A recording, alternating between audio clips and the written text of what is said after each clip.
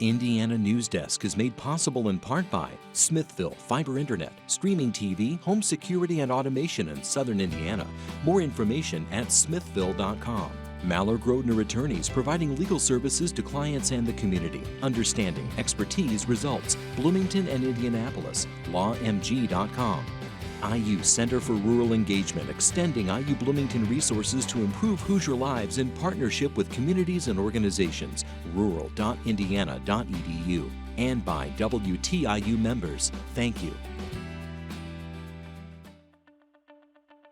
Coming up on Indiana Newsdesk. For the first time ever, the Indiana women's basketball team earned a top seed for the NCAA tournament. Actually see that number one next to our name. I mean, it's something that looking back on it, I never, might not have thought was possible. The Big Ten champions will be hosting first and second round games this weekend. Rural schools are working to prepare students for postgraduate learning, offering more college prep and advanced placement courses. We're more than just a school in the middle of a cornfield, and we wanted more than that reputation. However, rural students still have a lower college completion rate than urban students. And we look at ways some schools are trying to combat childhood obesity, which saw a spike during the pandemic as students stayed home. We'll have these stories plus the latest news from across the state right now on Indiana Newsdesk.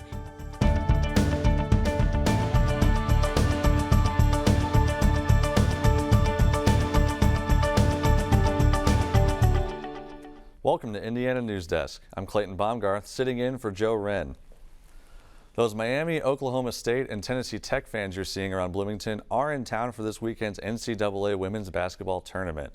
For the second straight year, Indiana is hosting the first two rounds. But as Pat Bean reports, for the first time ever, they'll be doing it as the number one seed. We will reveal our 116 matchup. That the Indiana women's basketball team earned its first number one seed ever was pretty much a given.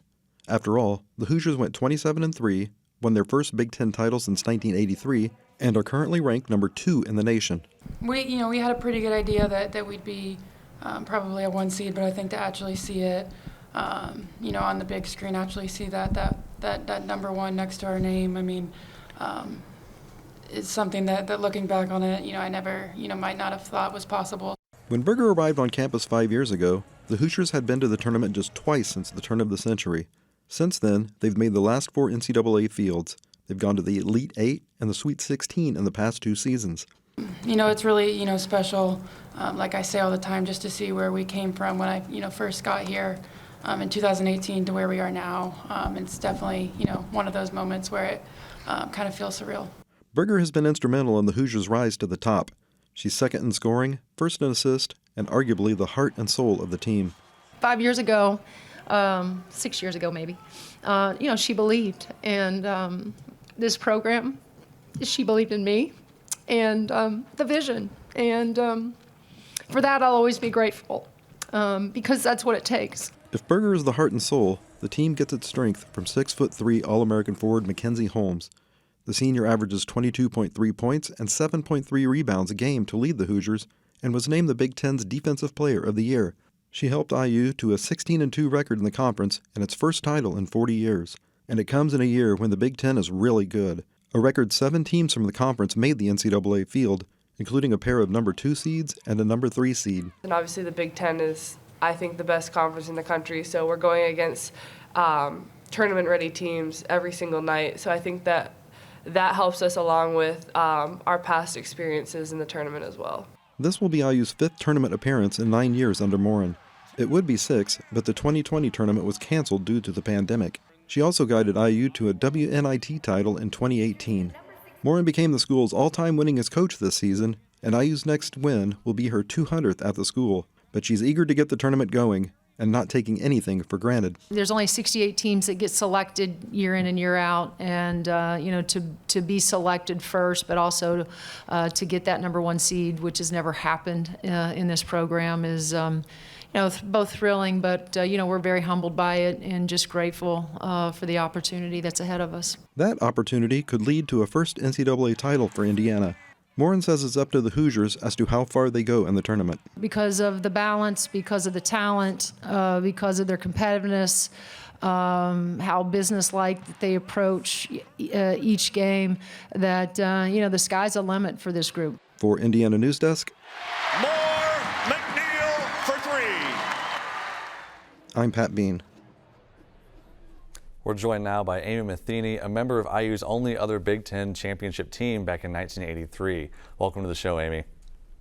Thank you so much for having me. It's been 40 years since the last Big Ten title for the women. Did you think it would take this long to see another one? No. We've been waiting a long time, and when we realized it was 40 years, actually one of my teammates was like, it's biblical. It has to happen this year. So. Terry Morin certainly seems to have built a program that can sustain success at IU. Terry has done it the right way. And, when she came in, she was very clear that this isn't going to happen overnight.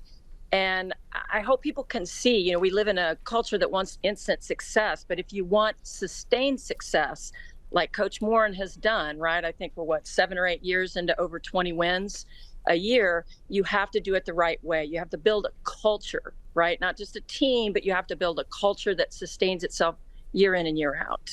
Absolutely. How neat is it to see the program now at the point where 10,000 fans for a game is not out of the norm, and they even sold out the season finale? Yeah, I don't have words to express it. I would have given anything to play in front of a crowd like this. I had said that, I think our Big Ten championship game, we played at home against Ohio State. This was exactly 40 years ago, March 11th, actually. One of my teammates remembered the date. And we had, I think, 25 to 3,000 fans, which was the biggest crowd we had. And we thought that was great. But, we also over the years had seen what the men could do. And we just knew if women had got the opportunity for people to see the kind of game that they played, they would like it. And I think, Terry's put a coaching staff and a team together that, I'm on the board of the Indiana Basketball Hall of Fame. And so, the average age is about a decade older than me. And these are guys that have been watching basketball forever under the Coach Knight era, defensive first, move the ball, be smart. And they're texting me, they're emailing me going, this women's team is amazing. Like, they're fun to watch. I say they're like watching a clinic sometimes. They're so smart. They do things the right way. You just have to cheer for them. They're great kids. They really are. Coach Morin says the sky's the limit for this team. How far in the tournament do you see them going? Well, I tell you what, that number 2 overall seed was earned this year. And a healthy team, it always takes a little luck and you never know, but we're built to, as Terry said, the sky's the limit because we're a defensive first team, so we can get stops when we need to. We have multiple people. So if we're healthy across the board, we can beat this team can compete with anybody. Amy, thank you so much for coming on the show. Really appreciate it. Thank you guys so much. Thanks for covering the women. Absolutely. And don't forget the IU men's team plays its NCAA first round game tonight against 13th seeded Kent State in Albany, New York. For some, rural schools are often viewed as inferior to their urbanized counterparts. But even though a teacher shortage and tightening budgets, rural schools in Indiana are working hard to give students a brighter future. The high school experience in Indiana is evolving, and not just in larger schools. West Washington High School in Campbellsburg has a student enrollment of 265. That's an average of roughly 66 students per grade. It's also about as rurally located as you could imagine, with the school sitting in the middle of a vast swath of farmland. We're more than just a school in the middle of a cornfield. And we wanted more than that reputation. And if I'm going to teach, my kids, just because they're in West Washington, deserve just as good an education as if they're sitting in Carmel, Indiana. West Washington has been steadily adding to its college prep program for years and is now home to a variety of pathways that students can take advantage of. Want to go to college? The Indiana College Core program, dual credit opportunities, AP classes, and pathways like business and marketing, TV and radio, health sciences, or pre-engineering abound. Looking to join a trade? Check out the in-house vocational program with options for students to get hands-on with working in a greenhouse, getting their commercial driver's license, and soon working as diesel mechanics. I have preached and preached and preached to my classes, don't go out of high school and think that you're going to get into the job field and it's going to be okay. Your parents might have done it. It's an entirely different world back then. In a time of teacher shortages and tightening budgets, it's hard to believe a school this size can have this many offerings for students. It's thanks to partnerships with area universities and technical colleges, as well as the dedicated staff that make it all possible. Our school is unique in the way that it's set up because we have a staff that really strives for excellence in themselves, and I think it pushes on to the students. There's a trickle-down effect there. One of the biggest problems schools face is having faculty with the right qualifications to teach college-level courses. IU and other universities have programs in place that allow teachers to get accredited at no charge to them. Sometimes a teacher might just need 6 or 9 graduate hours because they have a master's and some work already. But some teachers need an entire master's degree. In either case, IU will foot the bill in order to get more dual credit opportunities into high schools. We have roughly 850 high school teachers teaching our dual credit program, which is called the Advanced College Project, ACP.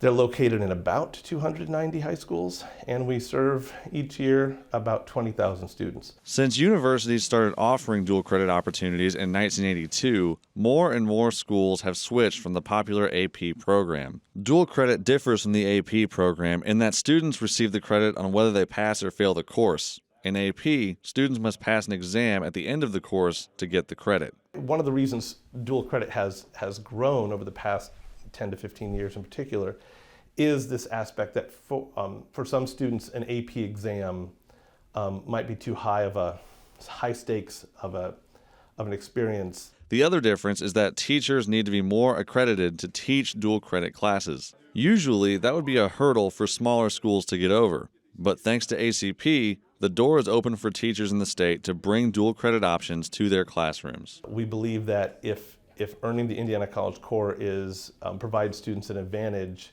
then we think that advantage should be available to all students. Still, there are other problems that some rural schools run into when it comes to providing options to students. There's a lower college completion rate in many rural parts of Indiana.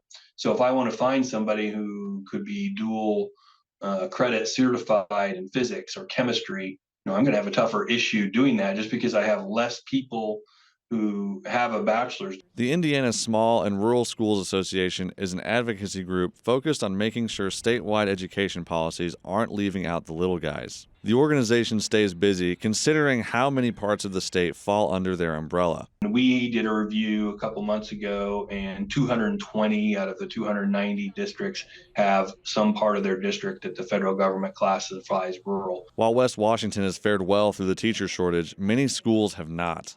Fighting that issue, as well as ensuring schools have enough funding, is a frequent battle. We do have to get more creative in ways to provide content. We would love to see some specialized funding because we do know it's more expensive to educate kids in a low density area. In the end, it's all about making sure that high schoolers are as prepared as possible for the next step in their lives. I think that it's just been an incredible thing for our community, our students, and it's an opportunity I wish I would have had back in the day. Coming up next on Indiana Newsdesk. The American Academy of Pediatrics issued new guidelines to fight childhood obesity, and we look at how schools are doing their part. And go behind the scenes as IU's Museum of Anthropology and Archaeology prepares to open its doors to the public this fall. These stories and more right here on Indiana Newsdesk. Now streaming on the PBS app, the definitive collection of documentaries from award-winning filmmaker Ken Burns. Hemingway, the man, is much more interesting than the myth. It is a story that Americans have to reckon with. He's got my job, I'm the town. Discover over 40 groundbreaking films that bring our history to life. Stream the Ken Burns collection now with Passport on the PBS app.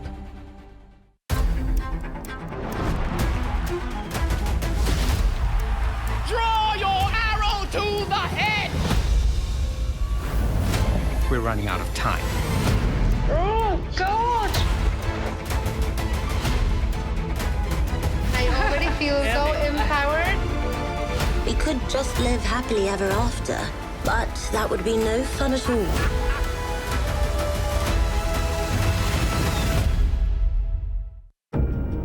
We care about things that affect the lives of every American. We are there at the front line to get to the heart of what really matters in every issue.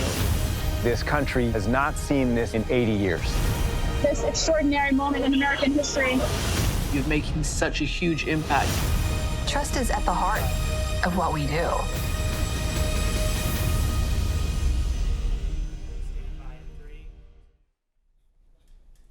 Welcome back to Indiana Newsdesk. The Bloomington Board of Public Works has denied again Turning Point USA's application to paint the phrase "All Lives Matter" downtown. The 3-0 vote came after the city updated its policy on public arts rules. The update came after a federal judge ruled the city likely violated Turning Point's First Amendment rights the first time it denied the application. President of Turning Point USA at Indiana University, Kyle Reynolds, says he plans to raise the matter in federal court a second time. But one member of the public who spoke in opposition to the proposed mural says the phrase "all lives matter" diminishes racial inequality and oppression. Allowing an "All Lives Matter" mural to be printed on public property would be an insult and would constitute oppression to any minority population. In 2020 and 2021, the board approved requests to display 3 Black Lives Matter street murals around town. A bill to make it easier to court-martial and administratively punish Indiana National Guard troops is headed to the governor's desk. The bill passed the Senate Thursday despite weeks of intense debate over due process rights. Most of the controversy centers on a provision taking away troops' right to request a court-martial when faced with administrative punishments for lower-level offenses. Destiny Wells is a veteran and lawyer who testified in opposition to the bill. I have seen them at their best and I have seen them at their worst. And I think that we always have to prepare ourselves for the worst because we owe that to soldiers and service members. And the worst is that you have a commander who abuses the process. The governor can now sign the bill, veto it, or let it become law without his signature. So far, Indiana University Bloomington police have recorded 24 rape reports for the 2022 and 2023 academic year. That already matches the count from the previous year and exceeds the number of reports from each of the last 6 years. Reports of sexual assault have been on the rise at colleges and universities since 2009, though they declined during the pandemic when more classes moved online. Indiana is closer than ever to putting speed cameras in a few highway construction zones across the state. A bill to create a pilot program is just a couple steps away from the governor's desk. The program would set up cameras in 4 highway work sites. Drivers would be ticketed if they go at least 11 miles per hour over the limit, only when workers are present. The bill is headed for the Senate floor. The American Academy of Pediatrics has published new standards for treating childhood obesity for the first time in more than 10 years, giving the okay for medical treatment and surgery. Doctors say the guidelines add much-needed tools for treatment, but as our Binte Boutier reports, there's more to be done to prevent rising rates of the disease. Elementary students from Indianapolis Public Schools run through the obstacle courses at Ultimate Ninjas Indianapolis in the Hamilton County Sports Complex. This group comes once weekly, and 3 other groups of IPS students come on other weekdays. Danae, a 4th grader, says she likes the monkey bars at Ultimate Ninjas and wishes she could fit the whole area in her backyard. I like coming here because it's like fun and you like to see like your other friends, and there's like many different courses over here like that you can do, and they're all very fun. Her PE teacher, Andrew Bartolacci, says with the spike in childhood obesity during the pandemic, after-school programs like this are more important than ever. We had a couple of students that were healthy when they left, and they came back and they were pre-diabetic. He says they try to offer activities that require regular involvement in athletic training. This isn't your typical sports that you would find in a middle school or a high school, like your basketball teams, your soccer teams. He sees these activities as a preventative measure to accompany the newly published treatment recommendations by the American Academy of Pediatrics. Those include intensive health and lifestyle programs for kids as young as 6, and medication and surgery for adolescents with severe obesity.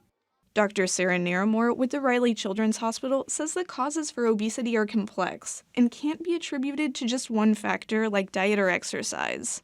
The hospitals have already started to incorporate the recommendations on medication and surgery, though they've been using medication off-label for years.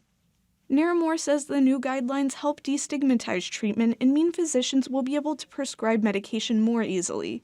We've been using a variety of medications. Now with them gaining FDA approval, we should be able to use more medications more often and hopefully be able to treat a few more patients.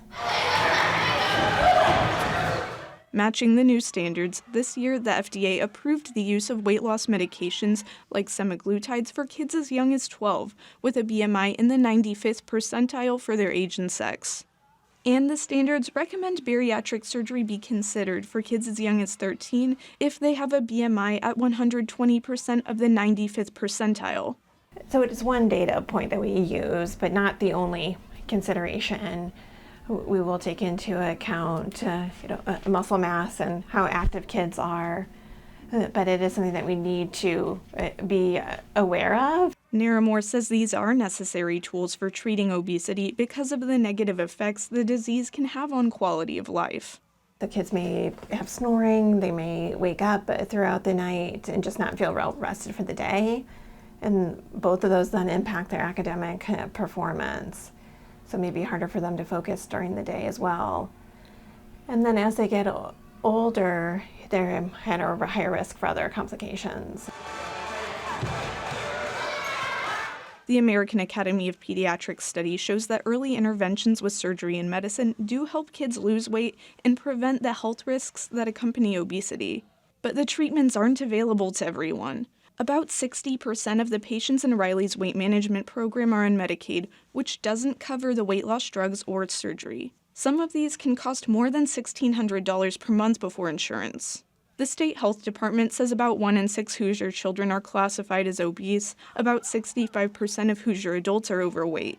Julie Burns at Jump In for Healthy Kids says more community support for health initiatives is needed, or more children will continue to be diagnosed. It becomes really important to help families and kids understand the basics about nutrition and physical activity, really from about the time they're born until they're 14. That's our best opportunity to create and help them create those healthy habits.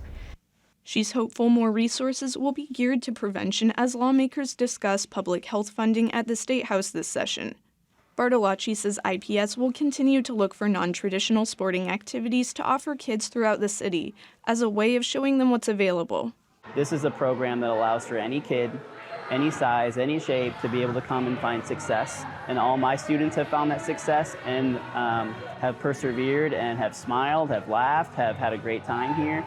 And those are the type of opportunities that should be provided to all kids, no matter what district they live in, no matter what city they live in, just because the physical activity is so important.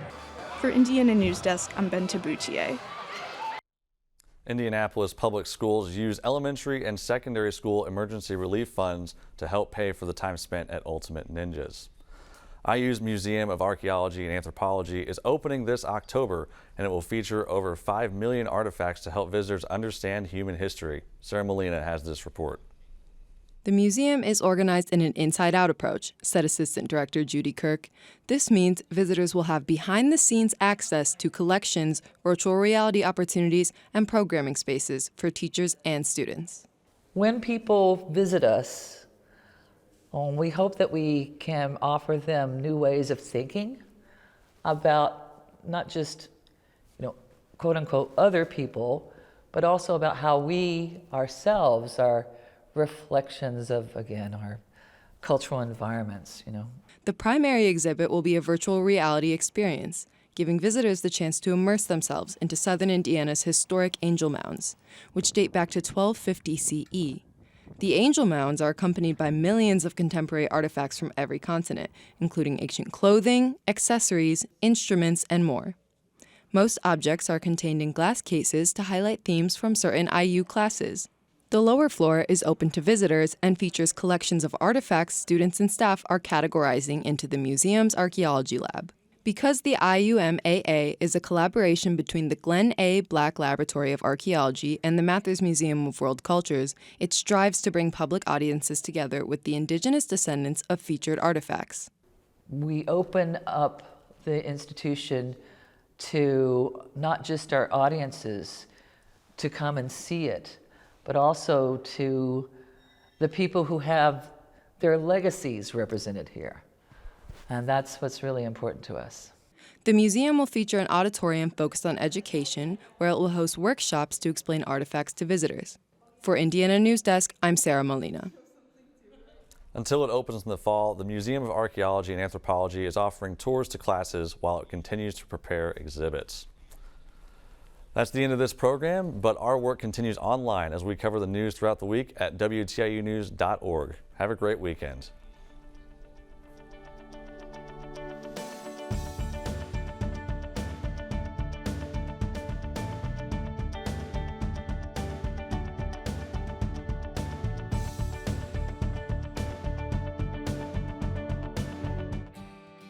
Indiana Newsdesk is made possible in part by Smithville Fiber Internet, streaming TV, home security and automation in Southern Indiana.